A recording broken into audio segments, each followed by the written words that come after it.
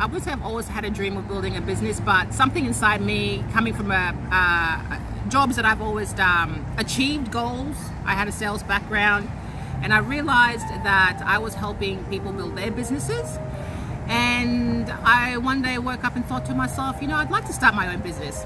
So I brainstormed some ideas, and I wanted to combine my passion for traveling with my sales skills, marketing capabilities. And at the time I was doing some research and building apps, internet, like building an online business was the thing, everyone's talking about it. So I thought to myself, you know what, I'd like to give that a go. It combined my passion for traveling. I can build a business and travel at the same time.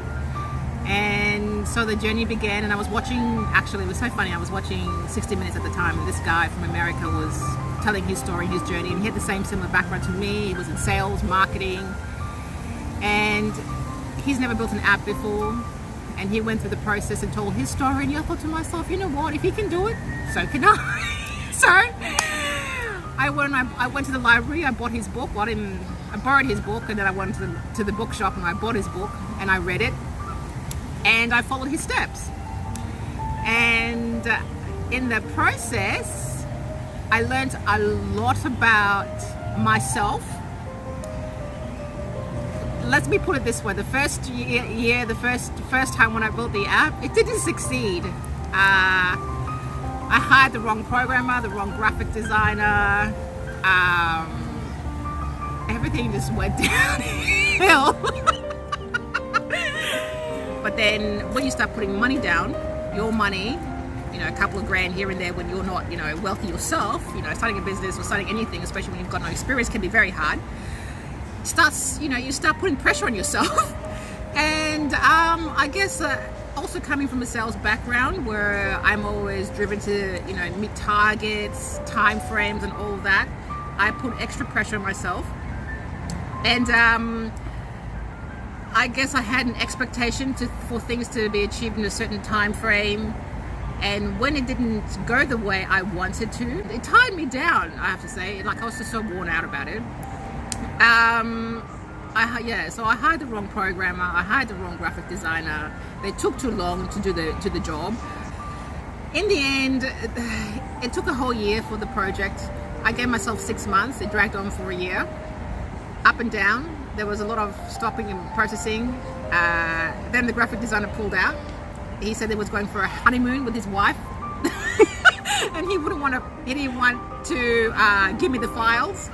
And so I said to him, well, I'm not going to pay you if you don't give me the files.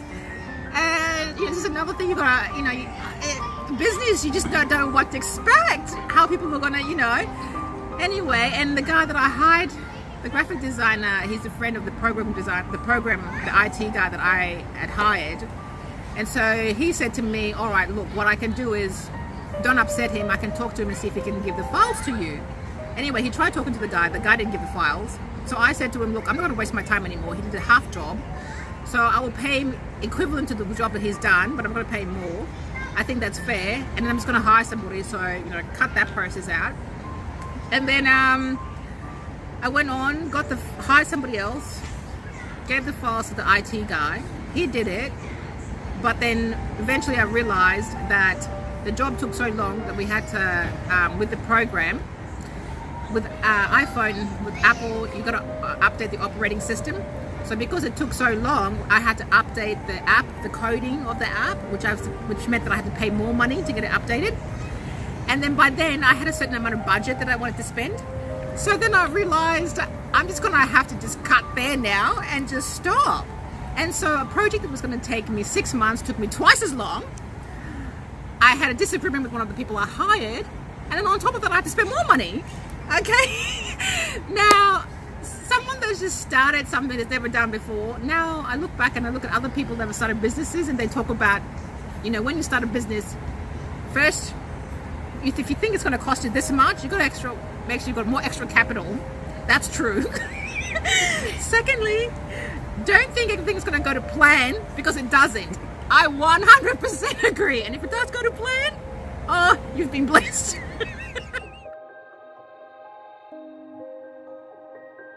Okay, now after that whole experience, I decided to take a break.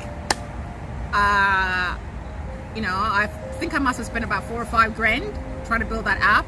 Took me a year. I wanted to give myself 6 months, but you know, it took a year. I was exhausted, so I just paused. You know, and at the time I didn't know whether I gave up or not. You know, I didn't know if I was going to go back doing it.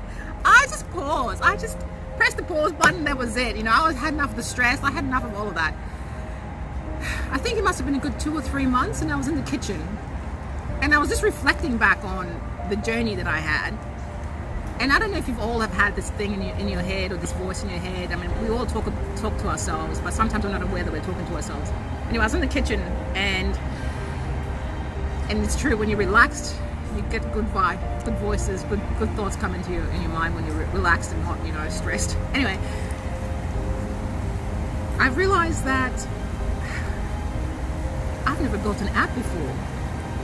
I've never hired anyone before.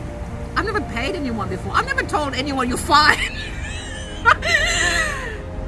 And I didn't know how to read code. I've never read code in my life. So I thought, you know what? I shouldn't be too hard on myself. That was a journey. That was a learning process. Okay, pick yourself back up again. Start again, and what do you have to do differently? So I thought, okay, this time I need help. I need to find the right people that have done it before me, get the right advice, and try again.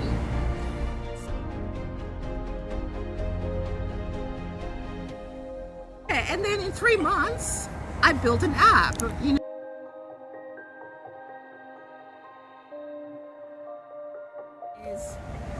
you can do anything you want.